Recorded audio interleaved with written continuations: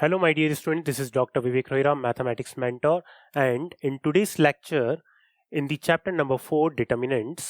Okay, आज मैं आपको explain करूंगा about the solution of system of linear equation. This is the last lecture, okay, which is based on the exercise 4.6 NCERT. तो solution of system of linear equation, तो किसी भी system of linear equation का solution determinant की help से कैसे find out करते हैं, लेट्स सी.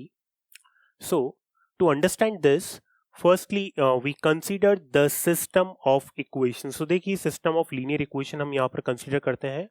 तो हमने यहाँ पर system of linear equation ले ली यहाँ पर a1x plus b1y plus c1z. Let this is equal to d1, and second equation है a2x plus b2y plus c2z which is equal to d2. Okay, and the third equation is a3x plus b3y c3z is equal to d3. तो यहाँ पर आप देखें 3 equations है, 3 linear equation है, और we can say system of linear equation है हमारे पास, और 3 वेरिएबल्स है x y z. हमारा यहाँ टारगेट है इक्वेशन को सॉल्व करना, that is to find the values of x y z. इसी तरह से आपको 2x2 का भी सिस्टम यहाँ पर गिवन होगा. मैं इस सिस्टम की अभी बात कर रहा हूँ एट प्रेजेंट, या फिर आपको ऐसा भी सिस्टम गिवन होगा a1x plus b1y is equal to c1, a2x plus b2y is equal to c2. ये 2x2 का सिस्टम है, ये 3x3 का सिस्टम है. हम यहाँ पर डिस्कस कर रहे हैं 3x3 के सिस्टम के लिए, ऑटोमेटिकली 2x2 का सिस्टम समझ में आ जाएगा. तो यहाँ पर हम जो solution of system find out कर रहे हैं, that is basically by the inverse of a matrix method, या फिर हम इसको बोलते हैं matrix method. We are going to find out the solution of system of linear equation by inverse of a matrix or matrix method. Right, एक Cramer rule भी होता है, but this is not in your course. तो देखिए यहाँ पर ये जो सिस्टम है, इस सिस्टम में a1 b1 c1 a2 b2 c2 a3 b3 c3 ये सब क्या है? These all are the coefficients. Okay, तो यहाँ से सबसे पहले हम एक कोएफिशिएंट मैट्रिक्स फॉर्म करते हैं, कैपिटल है. सो this is the coefficient matrix a1 b1 c1 a2 b2 c2 a3 b3 c3. तो सबसे पहले कोएफिशिएंट मैट्रिक्स लिखेंगे हम. ओके, और देखें इसमें वेरिएबल वेक्टर क्या है, कैपिटल X इसको डिनोट करते हैं, which is small x small y small z. Right hand side पे हमारे पास एक कॉलम मैट्रिक्स गिवन है my dear student, capital B, और इस कॉलम मैट्रिक्स को हमने लिख दिया d1 d2 d3. ओके, तो आप देखेंगे ये जो सिस्टम है, ये सिस्टम किस फॉर्मेट में गिवन है? ये सिस्टम हमें गिवन है ax is equal to b के फॉर्मेट में, और हमारा टारगेट है x फाइंड आउट करना. तो ये x कैसे फाइंड आउट होगा? a इनवर्स इनटू b से. दैट इज हमने क्या करा, बोथ साइड a इनवर्स से मल्टीप्लाई कर दिया और x की वैल्यू फाइंड आउट कर दी by a inverse b. What is x? x is the variables vector, मतलब एक्स वाई जेड की वैल्यूज फाइंड आउट कर रहे हैं इससे हम. राइट, देखिए कैसे करेंगे इसको हम फाइंड आउट. यहां पर x हमारे पास किसके इक्वल आ गया? x इक्वल आ गया a इनवर्स b के. एडजॉइंट मेथड से इनवर्स कैसे फाइंड आउट करते हैं, या मैट्रिक्स मेथड से हम इनवर्स कैसे फाइंड आउट करते हैं? It is denoted by 1 upon determinant a into adjoint a into b. इससे हम क्या करते हैं, इनवर्स फाइंड आउट करते हैं. सो this is the important formula by which we will find out solution of system of linear equation. अब जो solution of system of linear equation है वो डिपेंड किस पे करेगा? देखिए यहाँ पर वो डिपेंड करेगा most importantly determinant of a पे, कि determinant of a should be not equal to 0. Determinant of a 0 के इक्वल हो गया तो क्या होगा? नॉट इक्वल टू 0 का मतलब क्या हुआ? Not equal to 0, that is non singular matrix. Non singular matrix, and equal to 0 का मतलब singular matrix. This is the singular matrix and this is non singular matrix. तो फर्स्ट इंपॉर्टेंट थिंग कि जब भी हम सॉल्यूशन फाइंड आउट कर रहे हैं तो सॉल्यूशन फाइंड आउट करने से पहले हम क्या चेक करेंगे कि डिटर्मिनेंट है नॉट इक्वल टू जीरो है या डिटर्मिनेंट है इक्वल टू जीरो है। ठीक है, डिटर्मिनेंट है नॉट इक्वल टू जीरो है, that is the meaning is this is the consistent system. इसको हम क्या बोलेंगे, consistent system. Okay, consistent system है तो इससे हमारे पास क्या फाइंड आउट होगा, इससे हमारे पास फाइंड आउट होगा unique solution.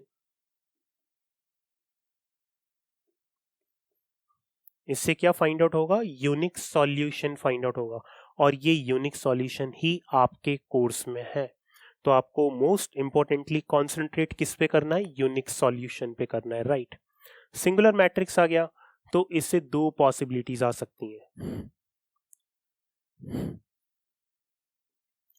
Consistent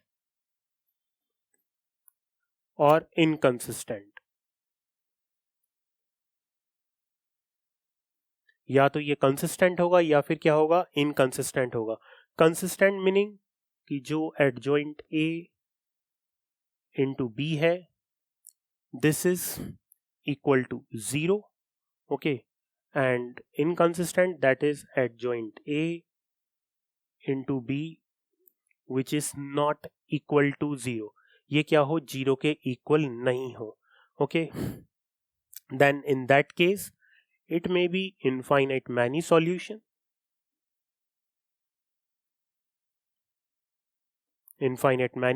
and in that case there is no solution. So basically my dear student, यहाँ पर क्लास 12th में हम basically इस पार्ट को डिस्कस नहीं करेंगे because this is not in your course, but we discuss only that part, right? So whenever we have to find the solution of system of linear equation, जब भी हमें solution of system of linear equation find out करना होगा, then we will check determinant is not equal to zero, then we can say consistent system, और determinant zero के equal आ गया by chance तो हम बोल देंगे इनकंसिस्टेंट सिस्टम, राइट। और कंसिस्टेंट सिस्टम होगा देन हम उसका एक यूनिक सॉल्यूशन फाइंड आउट करेंगे। जैसा कि मैंने आपको कहा कि ये हमारे कोर्स में है तो हम बेसिकली डिस्कस इसी को ही करेंगे, right. So let's see the first question we discuss, we have to examine the consistency of the system of equation। हमें एक यहाँ पर system of linear equation given है और हमें इसकी कंसिस्टेंसी चेक करनी है। कंसिस्टेंसी चेक करने का मतलब है कि हम determinant of A find out कर लेते हैं, राइट। तो देखिए यहाँ पर determinant of A find out कर लेंगे जिससे हमें इसकी कंसिस्टेंसी पता लग जाएगी। तो यहाँ पर सबसे पहले सॉल्यूशन फाइंड आउट करना है हमें, एंड इसमें मैट्रिक्स ए या कोएफिशिएंट मैट्रिक्स क्या गिवन है, तो आप हर किसी इक्वेशन में से कोएफिशिएंट ले लो। यहाँ पर देखेंगे कोएफिशिएंट एक्स वाई जेड के 1 1 1। सेकंड इक्वेशन में एक्स वाई जेड के कोएफिशिएंट क्या है, 2 3 2, so it will be 2 3 2। Third equation में एक्स वाई जेड के कोएफिशिएंट क्या है, स्मॉल ए 2a, स्मॉल ए 2a। तो हमने यहाँ पर क्या लिख दिया, कोएफिशिएंट मैट्रिक्स लिख दिया, बिकॉज हमें कंसिस्टेंसी चेक करनी है, 2 मार्क्स का क्वेश्चन होता है, राइट। और कंसिस्टेंसी चेक करनी है then we will find out only the determinant. तो यहाँ पर हम इसका डिटर्मिनेंट फाइंड आउट कर लेते हैं, 1 1 1 2 3 2 a 2a, इसका डिटर्मिनेंट फाइंड आउट करते हैं, राइट। आप डिटर्मिनेंट फाइंड आउट करेंगे, फर्स्ट रो के अलोंग एक्सपेंड कर देते हैं, then it will be 1 6a minus 2a minus 1, then it will be 4a minus 2a, 4a minus 2a, then plus 1, then it will be 2a minus 3a, okay। तो इसका consistency check हो जाएगा। तो I think यहाँ पर तो हमारे पास आ गया my dear student 4a, next वाले में आ गया minus 2a, and in the last it will B minus a। तो आप यहाँ पर फाइंड आउट करेंगे कि ये किसके इक्वल आ रहा है, ए के इक्वल आ रहा है, which is not equal to zero. तो स्मॉल ए यहाँ पर एक नॉन जीरो रियल नंबर है, राइट। सो यहाँ पर जो डिटर्मिनेंट की वैल्यू आ रही है वो क्या आ रही है, not equal to zero, not equal to zero आ रही है, that is this type of system. तो जो हमें सिस्टम ऑफ लीनियर इक्वेशन दे रखा है, this is a consistent system. Consistent system मतलब हम इसका सॉल्यूशन फाइंड आउट कर सकते हैं। तो हम लिख देंगे लास्ट में this system is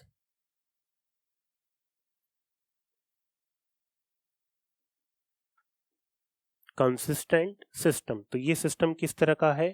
consistent system है ये, right. So this is the way कि हम कंसिस्टेंसी और इनकंसिस्टेंसी कैसे चेक करेंगे, right. So the next question my dear student, in this question हमें एक मैट्रिक्स ए गिवन है, हमें सबसे पहले ए इनवर्स फाइंड आउट करना है। देखिए ए इनवर्स फाइंड आउट करना है तो ए इनवर्स किससे फाइंड आउट करना पड़ेगा? हमें एडजॉइंट मेथड से फाइंड आउट करना पड़ेगा और इसी ए इनवर्स को यूज करना है और इस सिस्टम को सॉल्व करना है। अब इसका मीनिंग क्या है कि इस ए इनवर्स को आप यूज करो और जो गिवन सिस्टम है उसको सॉल्व करो। तो आप इसमें गौर से देखें इस पर्टिकुलर इक्वेशन को, then you will found that कि इस इक्वेशन में जो कोएफिशिएंट है इक्वेशंस के 2 -3 5 फर्स्ट रो में आ रहे हैं, 3 2 -4 सेकंड रो में आ रहे हैं एंड 1 1 -2 थर्ड रो में आ रहे हैं। दैट इज जो कोएफिशिएंट मैट्रिक्स है वो ही हमें गिवन है, राइट।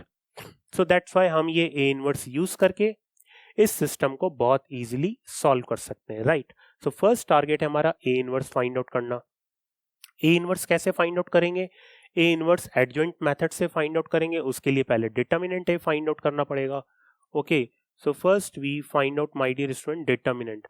आप डिटर्मिनेंट फाइंड आउट करेंगे, देन 2 -3 5 3 2 -4 1 1 -2। सो इस डिटर्मिनेंट को सॉल्व करेंगे, this is 2 then -4 +4 and then +3 then it will be -6 and this will be +4 and in the last it will be +5 और +5 के साथ आ जाएगा बच्चों 3 -2। फर्स्ट वाला तो 0 हो गया, सेकंड वाले में आ गया -2 that is -6 and the last it will B +5। तो हम यहाँ पर फाइंड आउट करेंगे कि डिटर्मिनेंट की वैल्यू कितनी आ रही है, -1 which is not equal to 0। जैसे ही डिटर्मिनेंट नॉट इक्वल टू 0 आ रहा है that is the system has a unique solution. तो यहां पर हमने लिख दिया भाई डिटर्मिनेंट है नॉट इक्वल टू 0 है, that is system has unique solution. System का क्या है? यूनिक सॉल्यूशन है, ओके। और यूनिक सॉल्यूशन है तो देन हम ए इनवर्स फाइंड आउट करेंगे। अब ए इनवर्स के लिए हमने डिटर्मिनेंट ए तो फाइंड आउट कर लिया और यदि डिटर्मिनेंट ए 0 होता तो ए इनवर्स भी नहीं फाइंड आउट करते, right. Now our target to find the adjoint of the given matrix. Adjoint find out करने के लिए इसका कोफैक्टर मैट्रिक्स निकालना पड़ेगा हमें। तो हमारे पास नेक्स्ट टारगेट है to find the cofactor matrix, okay. Cofactor matrix मैंने कैपिटल C से डिनोट कर दिया। अब देखिए यहाँ पर आपके पास ऑप्शन है कि आप कोफैक्टर मैट्रिक्स कैसे फाइंड आउट करते हैं। आप या तो इंडिविजुअली कोफैक्टर्स फाइंड आउट करें, देन उसके बाद कोफैक्टर मैट्रिक्स निकालें, या आप में कॉन्फिडेंस है तो आप डायरेक्टली पर्टिकुलर एलिमेंट के कोफैक्टर्स फाइंड आउट करके उस पोजीशन पे उसको पुट अप कर सकते हैं, right.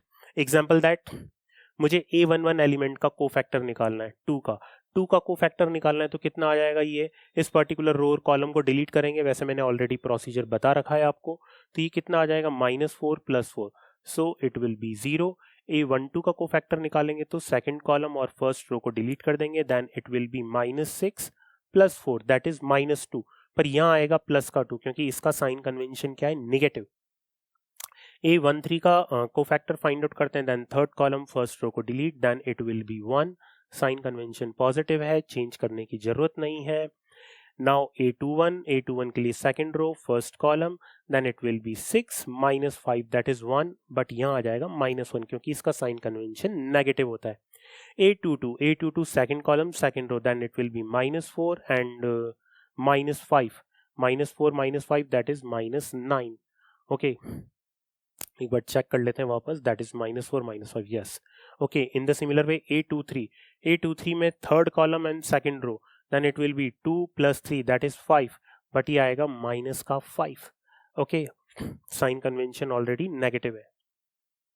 Now the next one A31 that is third row first column, then it will be 12 - 10 that is 2, so it will be +2। 832, that is the second column and third row, then it will be -8 and -15, -23, but it will be +23. okay, क्योंकि इसका sign convention negative होता है. In the last, A33, that is the third column and second row, sorry, third row and third column, then it will be 4 and +9, 4 + 9, that is 13. तो यहाँ पर आ गया आपके पास 13. So this is the cofactor matrix we find out. जैसे ही cofactor matrix हमने find out कर लिया, नाउ एडजॉइंट ऑफ ए. तो जैसे ही adjoint of A find out करेंगे, then we will find out that is adjoint of A क्या होता है, कोफैक्टर मैट्रिक्स का transpose.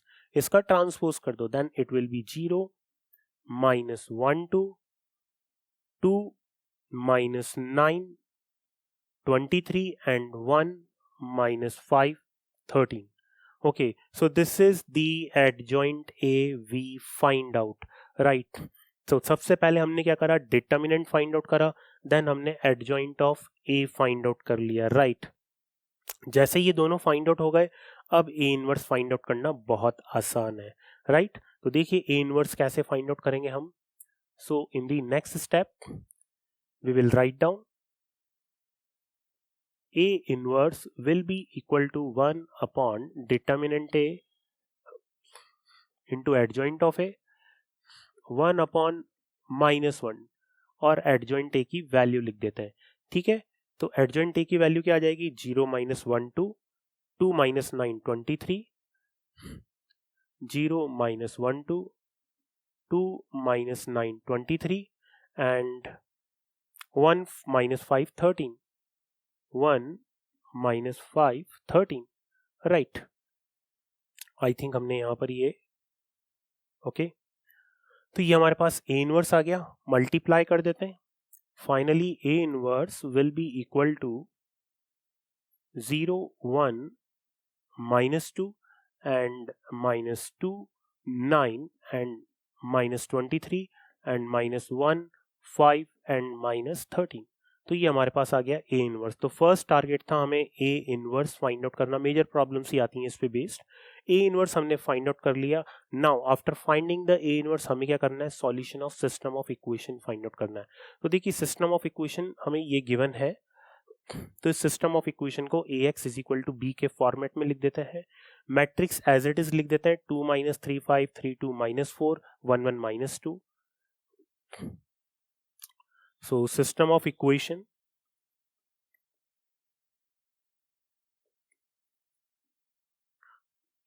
Ax is equal to B. तो A आपको क्या गिवन है, A गिवन है 2 3 5 3 2 -4,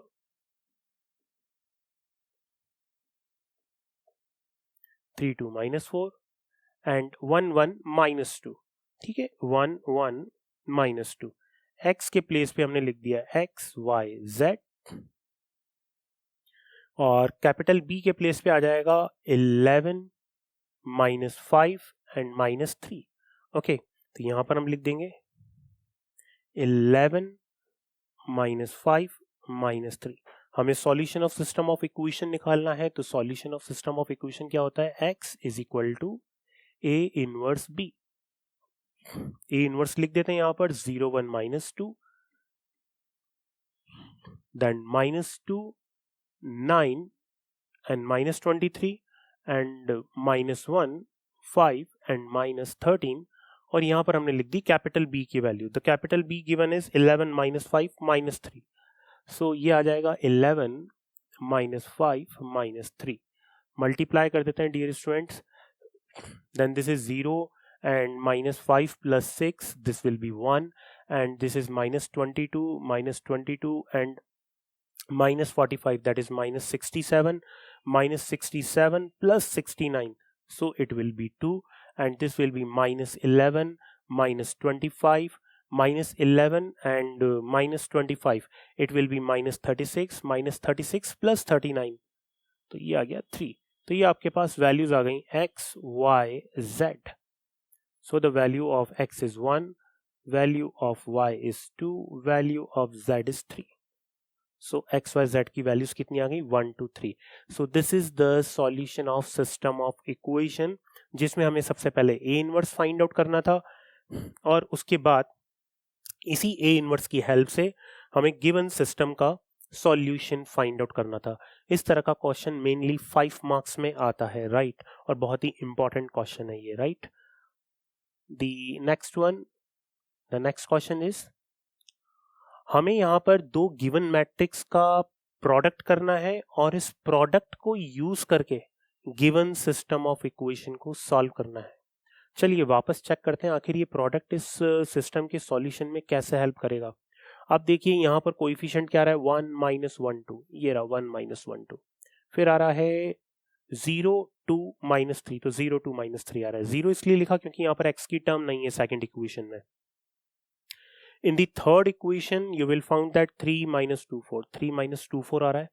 दैट इज इसका जो कोएफिशिएंट मैट्रिक्स है वो ये है, तो इसको हम कैपिटल A एज्यूम कर लेंगे और इसको कैपिटल B एज्यूम कर लेंगे, राइट। तो कैपिटल A तो इसमें यूज आ जाएगा कि सिस्टम को सॉल्व करने में यूज आएगा, राइट। देखिए कैसे यूज आएगा ये। सबसे पहले यहाँ पर हम गिवन मैट्रिक्स का प्रोडक्ट कर देते हैं, 0 - 1 2, 0 2 -3, 3 - 2 4, और इधर हमारे पास मैट्रिक्स गिवन है नेक्स्ट -2 0 1, 9 2 -3, 6 1 -2, राइट। इन दोनों मैट्रिक्स का हमें क्या करना है, प्रोडक्ट करना है। तो देखिए जब इनका प्रोडक्ट करेंगे हम, then by the product we will find out first row को फर्स्ट कॉलम से मल्टीप्लाई करेंगे, then 0 - 9 plus this is this is 1, so -2 and -9 -11 plus 12, this is 1. Okay, now the first row to second column, this will be 0 -2 plus 2, this is 0, then 1 plus 3 and -4, this will be again I think 0. second row को first column से multiply करेंगे, this will be I think 0 18 -18 0, then 0 4 -3, that is 1, then 0 and -6 and +6, that will be 0 also. In the similar way last row देखेंगे हम, first column से multiply करेंगे, -6 -18 -24 -24 + 24 0, then now second column से 3 into 0 0, -4 and +4, this is 0. Now third row to third column, then it will be 3 and +6 9, 9 and -8, this is 1. तो यहाँ पर एक conclusion आया, फाइंड आउट किया हमने, that is A multiplied by B किसके equal आ रहा है, आइडेंटिटी मैट्रिक्स के इक्वल आ रहा है। A multiplied by B identity matrix के इक्वल आ रहा है, दैट इज जो मैट्रिक्स B है वो किसके इक्वल हो गया, A इनवर्स के। तो why we done the product, तो यहाँ पर ये क्यों बोला गया कि इस प्रोडक्ट को सॉल्व करो, देन उसके बाद इस सिस्टम ऑफ इक्वेशन को सॉल्व करना है। तो इसका मेन मोटो यही था कि प्रोडक्ट से आप ए इनवर्स फाइंड आउट कर लेंगे। जब आप प्रोडक्ट से ए इनवर्स फाइंड आउट करेंगे तो आपको अलग से एडजॉइंट मेथड अप्लाई करने की जरूरत नहीं है। तो यहाँ पर एडजॉइंट मेथड अप्लाई करने की कोई भी नेसेसिटी नहीं है। विदाउट एडजॉइंट मेथड हम तो डायरेक्टली यहाँ पर ए इनवर्स फाइंड आउट कर सकते हैं। देखिए सिस्टम ऑफ इक्वेशन क्या गिवन है हमें यहाँ पर, बी तो किसके इक्वल आ गया, ए इनवर्स के, राइट। सिस्टम ऑफ इक्वेशन है x - y + 2z is equal to 1, x - y + 2z is equal to 1, और सेकंड दे रखा है 2y - 3z is equal to 1, 2y - 3z is equal to 1, and third one 3x - 2y + 4z is equal to 2, 3x - 2y + 4z is equal to 2। तो ये system of equation हमें given है, इसको हमने लिख दिया एक सिंपलर फॉर्म में, that is 1 - 1 2, 0 2 -3, 3 - 2 4, that is xyz, and this will be equal to 1 1 2, right। ये हमने लिख दिया इसको ax is equal to b के फॉर्मेट में। अब आप इसको मैच करेंगे तो ये किसके इक्वल है, a के इक्वल आ रहा है। हमें यहाँ पर क्या फाइंड आउट करना है, solution of system of equation. That is x is equal to क्या फाइंड आउट करना है, a इनवर्स b। आप इसको यहाँ पर b डैश दे देंगे क्योंकि b हमने ऑलरेडी असाइन कर रखा है किसी और मैट्रिक्स को। देन सॉल्यूशन ऑफ सिस्टम क्या आ रहा है, x is equal to a inverse b dash के फॉर्म में। Then x is equal to, देखिए a इनवर्स किसके इक्वल आ रहा था, a इनवर्स आ रहा है किसके इक्वल, गिवन मैट्रिक्स b के इक्वल। गिवन मैट्रिक्स b क्या है हमारे पास, -201 92 -3 61 -2। तो हमारे पास a inverse already find out हो चुका है, तो a इनवर्स इस मैट्रिक्स से लिख देंगे -201। तो पहले हम इसको लिख दें कि this is equal to b b dash. So x will be equal to, b की वैल्यू तो आ गई -201, देन 92 -3 एंड 61 -2, 92 -3 61 -2, और b डैश हमें कितना गिवन है, ये 112। तो b डैश हमें यहाँ पर कॉलम मैट्रिक्स गिवन है 112। मल्टीप्लिकेशन की कंडीशन सेटिस्फाइड हो रही है, that is number of column in the first matrix is equal to the number of rows in the second matrix, right. So now we just multiplied, -2 then 0 then this is +2, तो यहाँ पर तो 0 आ गया। Then 9 +2 11, 11 -6 that is 5, then 6 +1 7 and 7 and -4 that is 3। तो यहां पर हमारे पास जो सॉल्यूशन आया, that is the value of x is 0, value of y is 5 and value of z is 3। So x y z की वैल्यू कितनी आ गई, 0 5 3। सो this is the solution of given system of equation.